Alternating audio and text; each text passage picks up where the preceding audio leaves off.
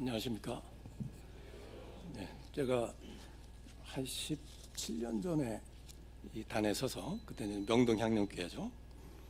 말씀을 한번 전한 적이 있습니다. 우리 조원정 목사님께서 허락하셔서, 또 교우님들께서 허락하셔서 이번에 이제 두 번째 단에 올랐습니다. 또 두 달 전에는 그 안병무 학교라고 이 아래층에서 했었을 때 제가 강연을 한 적이 있습니다.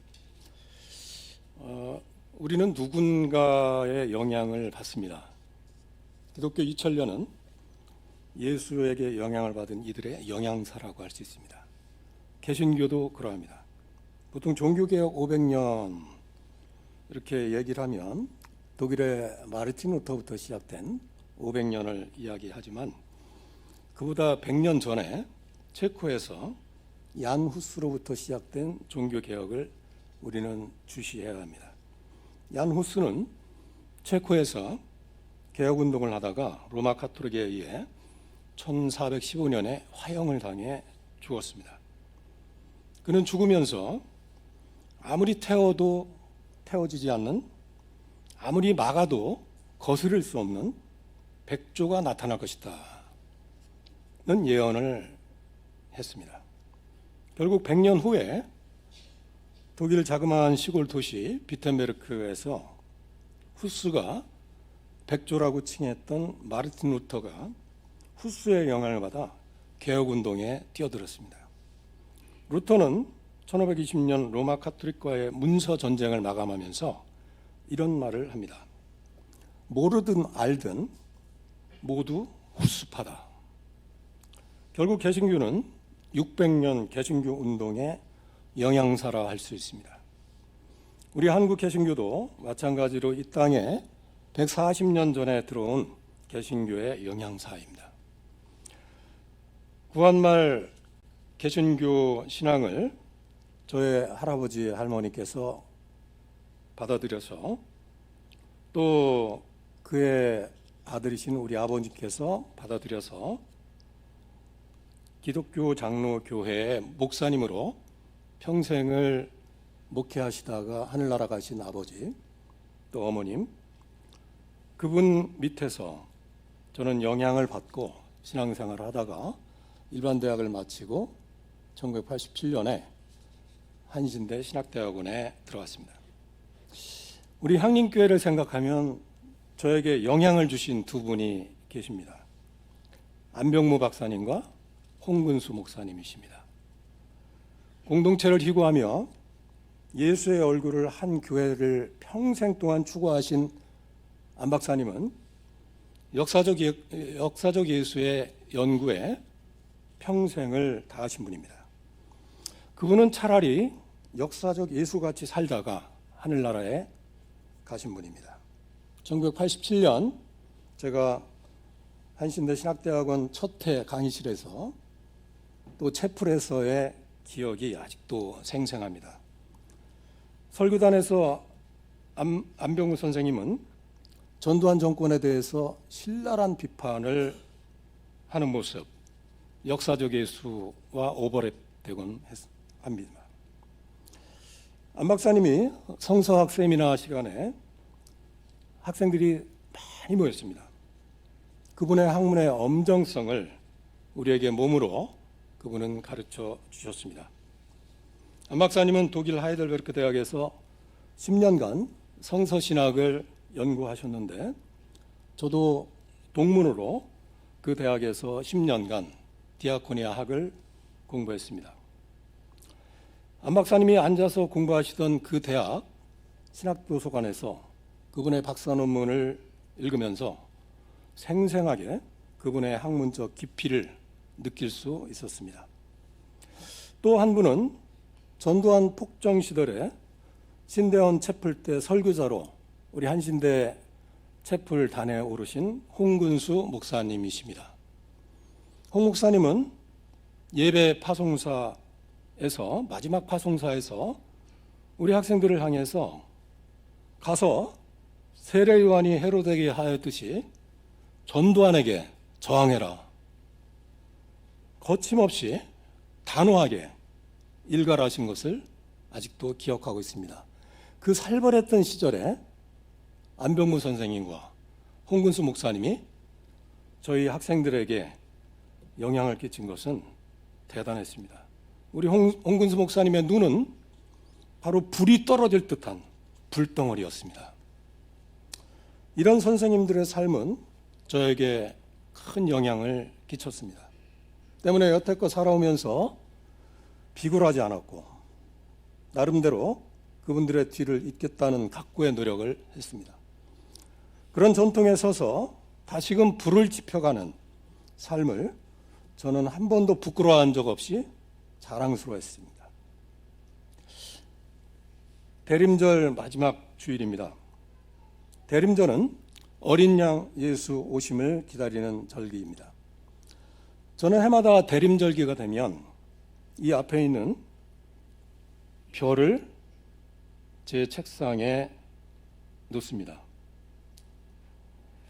이 헤르노트 별을 헤르노트 별이라고 하는 것은 헤르노트 형제단에서 연합 고리를 표현하는 하나의 상징물로 한 200년 전부터 전통적으로 내려오는 것입니다. 이 별은 신약성서에서 말한 베들레헴에 출현했던 그 별을 대림절기와 성탄절 시즌에 만드는 전통으로 이어져 왔는데 19세기 초 독일 헤르노트 형제단 학교에서 시작되었다고 합니다. 독일은 대림절기 내내 전국에 이 헤르노트 별이 달려 있습니다.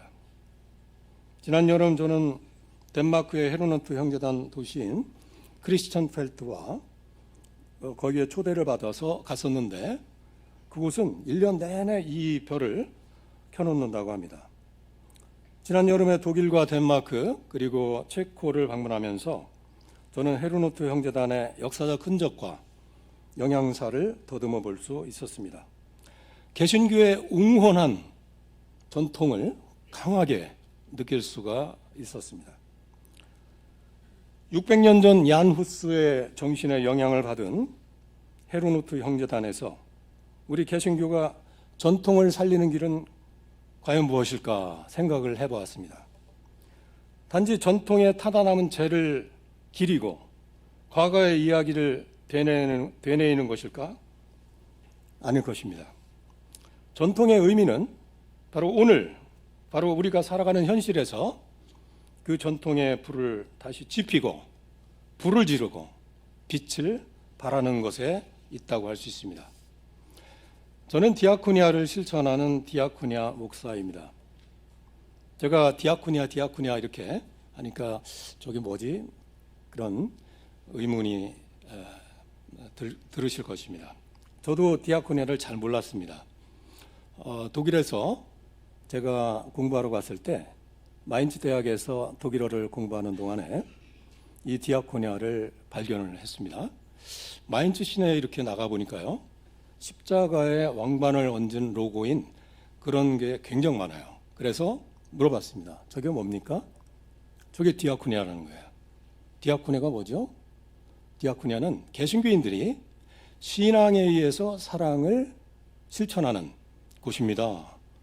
독일 교회는 18,000개인데 이 디아코니아 기관은 몇 개입니까? 물어보니까 33,000개라는 겁니다. 거기에서 온갖 핸디캡이 있는 약한 이웃들을 돌보는 그런 일들이 굉장하게 진행되고 있습니다. 제가 지금 난민과 노숙인 디아코니아를 하고 있는데 수원에서 장애인이라든지 노인들이라든지 또 이주민이라든지 여러 병든 사람들이라든지 여러 핸디캡이 있는 사회 약자들을 돌보는 그런 일을 독일 개신교가 신앙으로 사랑을 실천하는 그게 디아코니아입니다. 지금은 제가 수원에서 난민 디아코니아를 하고 있는데 또 노숙인 디아코니아로 또 이어져 있고요. 또 디아코니아 대학을 만들어서 후진들을 양성하고 있고 디아코니아 연구소에서 출판과 연구 활동을 하고 있고요. 또 디아코니아 사회적 기업을 만들어서 수원에 난민 사회적 기업을 케밥하우스를 운영하고 있고요. 또 한국의 헤르노트 형제단을 만들어서 헤르노트 정신을 같이 이어나가고 있습니다. 자, 올해는 그래서 집에, 이게 제가 집 책상에서 지금 갖고 온 것입니다. 오늘 아침에 띄어서 집에도 이거를 계속 대림절기에 켜놓고, 또 수원에 있는 케밥하우스 난민 사회적 기업에도 이 헤르노트 별을 1년 내내 불을 켜놓고 있습니다. 밤에도 끄지 않고. 그래서 이 별을 바라보는 시간이 올해는 부쩍 많아졌습니다. 그런데 지난 한 달간 이 대림절기에 유심히 이 별을 보면서 신비한 경험을 하게 되었습니다. 집중해서 이 별을 보는데 세 개의 모습이 겹쳐 보였습니다. 처음에는 이 앞에 보이는 데를 주시라니까 예수님이 오신 베들레헴의 말구유가 보였습니다. 즉 말의 여물통이 이 가운데 제 가슴에 또 제 눈에 보였습니다. 구유라고 하는 것은 통나무를 잘라서 그 안에 투박하게 구멍을 판, 그리고 말에 그 여물을 주는 말밥통을 말구유라고 합니다. 그런데 유심히 이 별을 보니까 그 구유가 여기에는 십자가로 이어집니다. 그리고 더 집중해서 보니까 나중에는 영광에 둘러싸인 밝은 빛이 내 가슴에 다가왔습니다. 대림절기 내내 이 별을 보면서 저는 하늘의 소리를 듣는 시간이 되었습니다. 자, 이 헤르노트 별과 함께 형제단의 중요한 보물은 바로 헤르노트 로중이라고 합니다. 말씀 묵상집인데요. 이 말씀 묵상집은 294년 전부터 매년 묵상집으로 그곳에서 출간되어서 지금은 70개 언어로 번역이 되어 전 세계 100개 나라에서 200만 명이 이 묵상집을 보면서 영적인 힘을 받고 있습니다. 이 묵상집을 한국어로 제가 2009년도판부터 번역해서 소개하고 있습니다. 아마도 성경 다음으로 전 세계적으로 많은 언어로 번역되어 많은 이들이 보는 책은 바로 이 헤르노트 로중, 한국어로는 말씀 그리고 하루라는 책입니다. 얀 후스 후예들이 1457년 시작한 형제단은 1722년 독일에서 찐젠도르프라고 하는 개신교 개혁가가 후스파들을 만나면서 다시 시작이 되었습니다. 당시 이 묵상집을 시작한 동기는 도대체 하나님은 우리에게 어떻게 말씀하시는가, 그런 물음이었습니다. 찐젠도르프는 하나님은 말씀을 통해서 말씀하신다. 오늘 설교를 하늘뜻 펴기라고 이렇게 명칭을 정하셨는데, 하늘뜻은 누가 펴죠?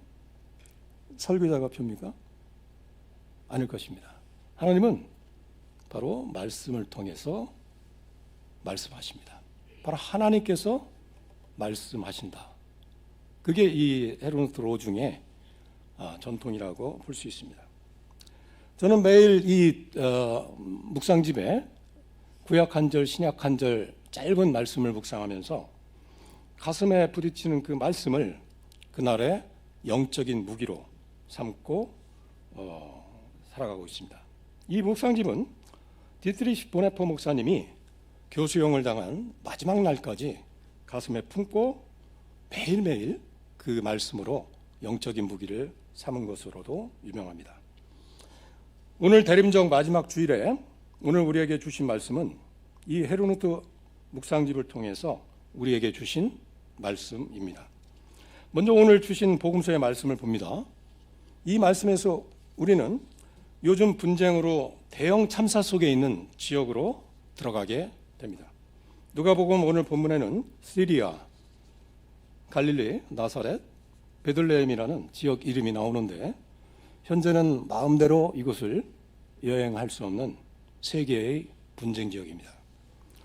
지난 2달 반 동안 가자 지구에 대한 이스라엘의 무자비한 폭격으로 가자 지구 전체 인구의 80%가 넘는 190만여 명이 생사의 기로에 서서 난민길에 올랐습니다. 지난 2달 반 동안 팔레스틴 사람들은 2만여 명, 이스라엘 사람들은 1,200여 명이 생명을 잃었습니다. 유엔사나 세계보건기구에 따르면 현재 기준 가자 지구의 병원 36곳이 파괴되었고요. 남은 병원 8개만 가동되고 있다고 합니다. 이것은 인도주의 지역의 참사이자 하나의 지옥도가 펼쳐지고 있는 가자 지구 현실을 볼 수 있습니다. 오늘 누가가 전하는 말씀에 따르면 두 개의 장면이 나옵니다. 2000년 전 바로 그 지역에서 요셉과 마리아는 아기를 잉태한 몸으로 로마 황제의 칙령으로 북쪽 지역인 갈릴리 나사렛에서 고향인 남쪽의 베들레헴으로 갑니다. 제국의 정책상 세금 징수 목적으로 시행한 명령에 의해 호적 등록을 하러 간 그들은 베들레헴에서 아기를 출산합니다. 그런데 들어갈 숙소가 없었던 거로 아기를 낳아 포대기에 감싸 말을 키우는 헛간에 구유에 누이게 됩니다. 또 하나의 장면은 들판의 목자들이 천사의 만남을 통해 들은 예수 탄생의 전언입니다. 천사들은 목자들에게 베들레헴의 한 아이가 구유에 탄생하는데 하나의 표징이 되는 사건이다, 그렇게 전해줍니다. 여기에서 구유에 누인 그 자체가 표징이라고 하는 것에 주목할 필요가 있습니다. 천사의 말을 들은 목자들은 베들레헴으로 가서 주님이 알려주신 것처럼 구유에 누워있는 아기를 봅니다. 여기서 또 하나 주목할 것이 있습니다. 목자들의 말을 들은 사람들은 두 가지로 반응을 보입니다. 한 부류는 목자들의 말을 이상하게 여깁니다. 탐탁하게 여기지 않는다는 것이죠. 하지만 마리아는 그 말을 고이 마음에 간직하고 곰곰이 되새긴다, 이렇게 기록하고 있습니다. 자, 이 장면을 생각하며 이 표징이란 게 무엇인가에 대해서 생각을 해봅니다. 표징은 어떤 것과 다른 것을 드러내 보이는 어떤 뚜렷한 점을 말합니다. 그런데 우리는 시대의 징표로, 표징으로 다가오는 사건들에 대해서 각기 다른 반응을 하는 걸 봅니다. 어떤 이들은 그 표징, 그 징표에 대해서 무관심하고 둔감합니다. 하지만 어떤 이들은 그 시대의 징표를 읽고 반응을 합니다. 2000년 전 예수 탄생의 자리는 구유이자 하나의 표징이었습니다. 구유는 말 밥통입니다. 통나무에 구멍을 파고 여물을 주는 그런 냄새도 나고 지저분하고 검고 칙칙한 자리입니다. 구유는 누추하고 멍든 자리입니다. 예수는 하늘에서 내려온 하나님의 아들이자 땅의 사람이었습니다. 예수는 처음부터 낮고 천하고 멍든 자리에 오셨습니다. 헤롯트별을 보며 가장 먼저 제 마음속에 그려지는 상은 바로 말구유였습니다. 그런데 계속 별을 보고 있으니까 이 구유가 십자가로 이어집니다. 예수가 33해 동안 이 땅에 머무는 동안에 가슴에 멍든 이들을 친구로, 아니 그들을 자기 자신처럼 여기며 사랑하다가 그들과 하나 된 이유로 십자가에 처형당했습니다. 십자가는 멍든 처형대였습니다. 가슴은 창으로 찢기고 머리엔 가시로 찔린, 손과 발엔 못으로 박힌 끔찍한 멍으로 가득한 자리였습니다. 금관을 쓴 예수, 시멘트에 갇힌 예수가 아니라 철저히 버림받은, 사랑하는 이들로부터 배반당한 자리고 저주의 장이었습니다. 하늘에서 내려온 하나님의 아들 예수는, 예수의 처음 자리는 구유라는 멍든 자리였습니다. 살아가는 내내 변두리 갈릴레아 지역에서 멍든 민중들의 멍든 자리에서 민중들과 친구되어 하나 되어 살다가 결국엔 중심부 예루살렘에서 가슴에 멍을 안고 하늘을 향해 자신의 버림받음을 항변하며 십자가에 달렸습니다. 하지만 이 베들레헴의 별, 이 빛은 구유와 십자가에서 끝나지 않습니다.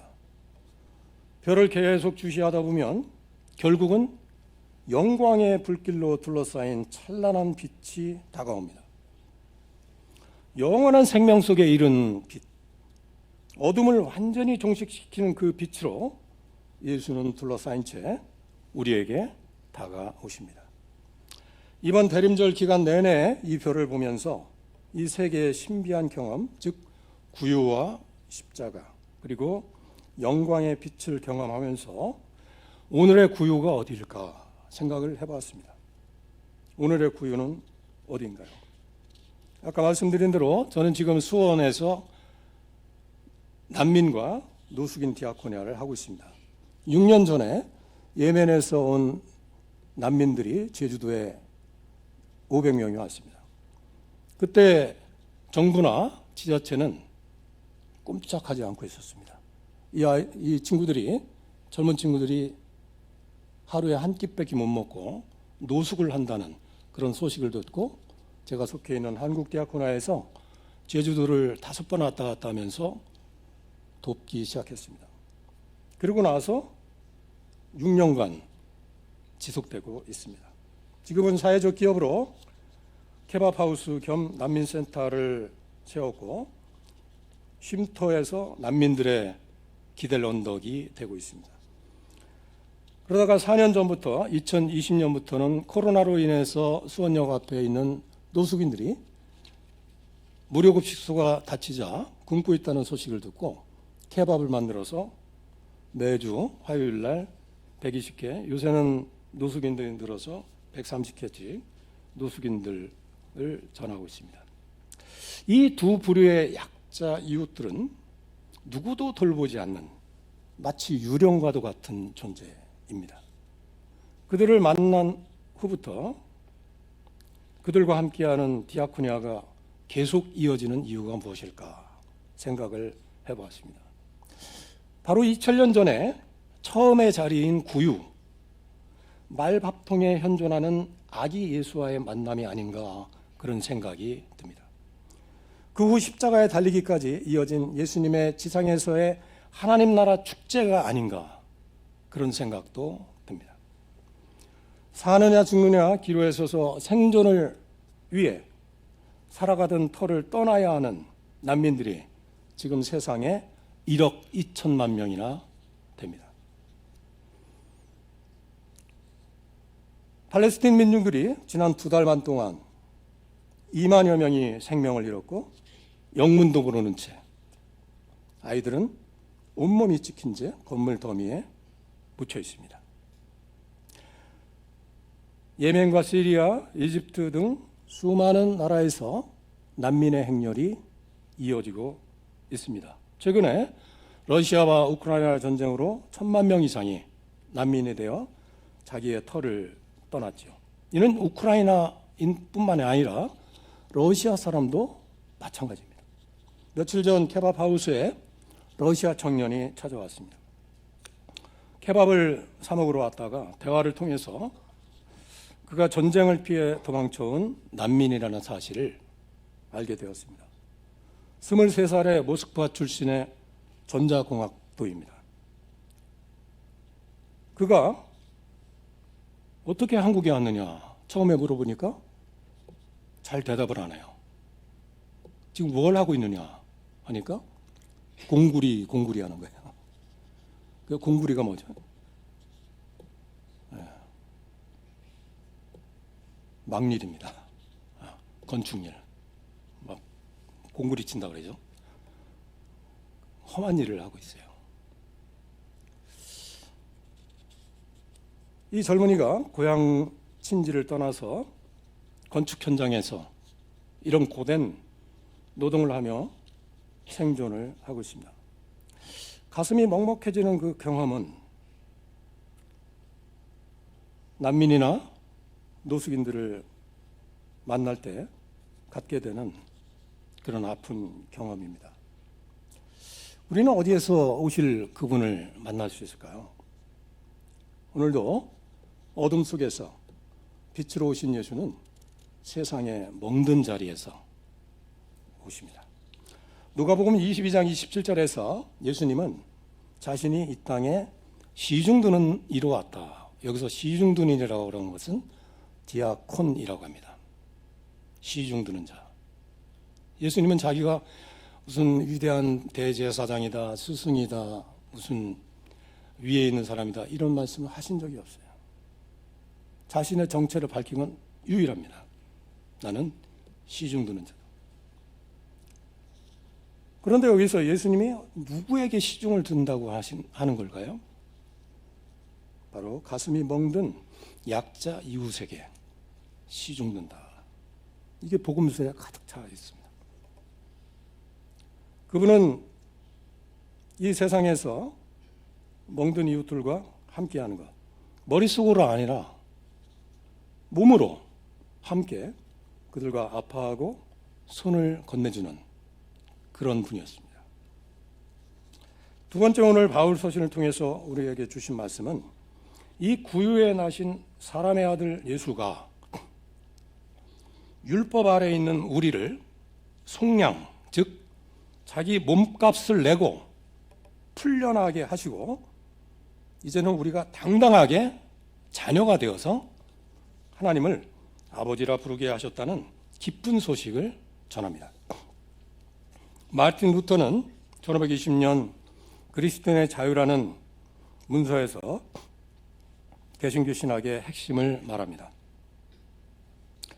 그는 그리스도인은 아들의 영을 가슴에 모신 사람으로서 이제는 자기 자신 안에 살아가는 것이 아니라 그리스도 자신이 우리를 살아가게 한다.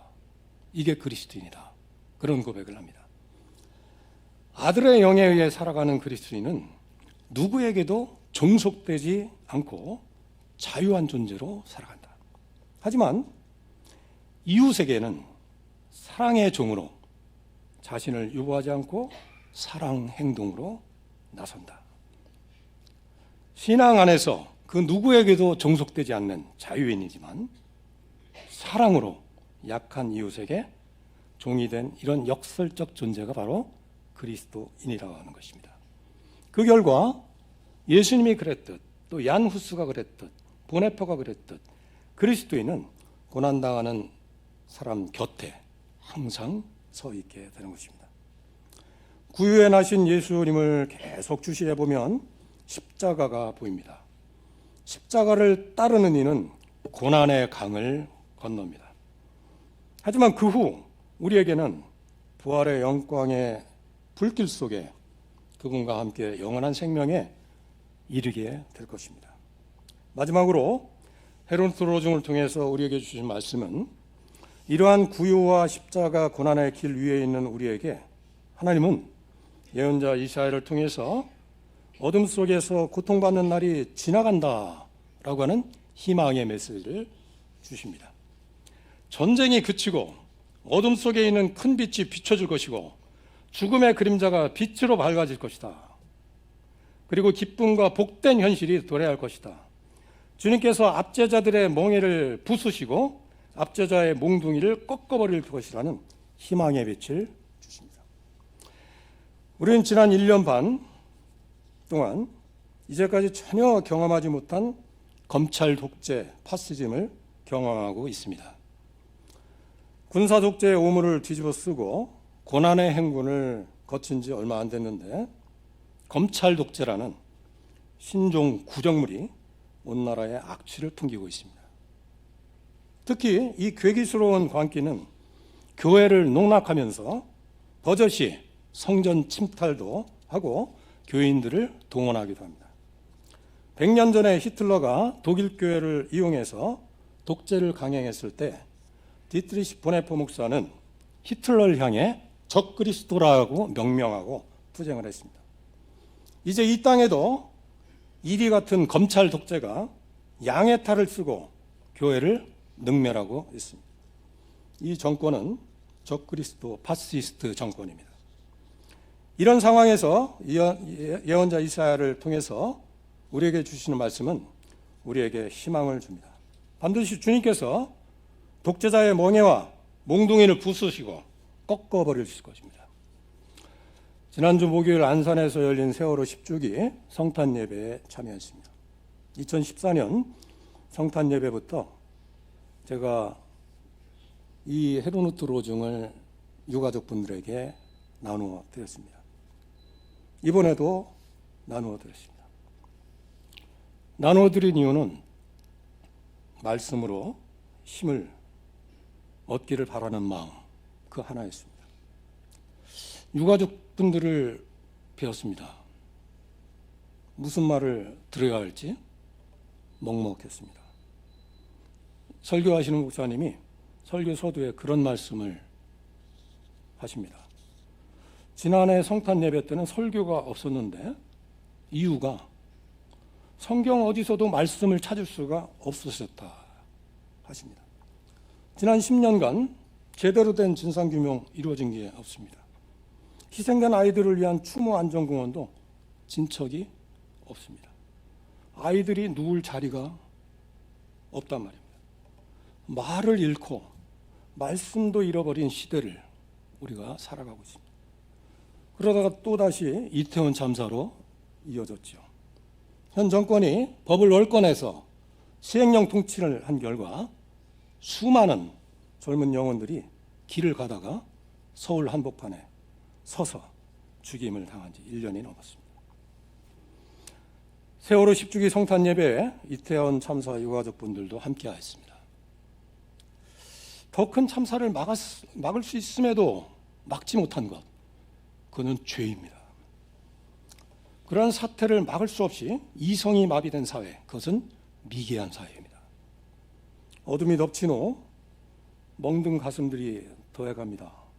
진상규명도 책임자 처벌도 재발 방지를 위한 법 개정도 진척이 없습니다. 유가족들은 거리에 참담한 모습으로 있습니다. 대림절기 마지막 주일 주님 전에 모이신 교회 여러분, 정말 안팎으로 힘든 성탄절을 맞이합니다. 메리 크리스마스를 기쁜 마음으로 주고받기도, 또 이스라엘 왕이 나셨도다라는 찬송을 힘차게 부르기도 힘든 시간입니다. 이번 성탄엔 베들레헴의 교회가 축하 행사를 다 취소했다는 언론 보도가 있습니다. 가자 지구의 학살에 대한 항의로 돌더미 속에 쓰러져 있는 아기 예수를 성탄에 조형물로 제단 앞에 놓고 지낸다 합니다. 하지만 그럼에도 불구하고 교회 여러분, 우리 멍든 가슴에 어둠 속에 빛으로 오신 예수의 빛, 그 빛 대신 주님을 참회하는 마음으로 우리 안에 모셔드려야 됩니다. 그분은 이사야의 예언대로 평화의 왕이십니다. 공평과 정의로 굳게 세우시는 우리의 주님이십니다. 구유와 십자가 그 너머로 보이는 영광의 빛, 찬란한 빛을 우리는 바라봐야 됩니다. 지금은 혼돈의 영, 사탄의 영이 마치 우리를 삼키려 광란을 일으키고 있지만, 구유에 오셔서 고난의 십자가를 지신 어린 양 예수를 따르는 우리는 이번 성탄에 조용히 섬기면서 사랑하면서 예수의 혁명, 하나님의 혁명의 현장으로 나서기로 합시다. 그 현장에서 구유에 오신 그리스도를 만납시다. 어린 양 예수가 세상을 이겼습니다. 그분을 함께 따라갑시다. 우리의 지각을 넘어 우리를 인도하시는 하나님의 은총이 이번 성탄에 여러분과 함께 하시기를 기원합니다. 침묵 속에서 말씀으로 말씀하시는 그분께 우리의 귀를 기울입시다. 다 같이 침묵하시겠습니다.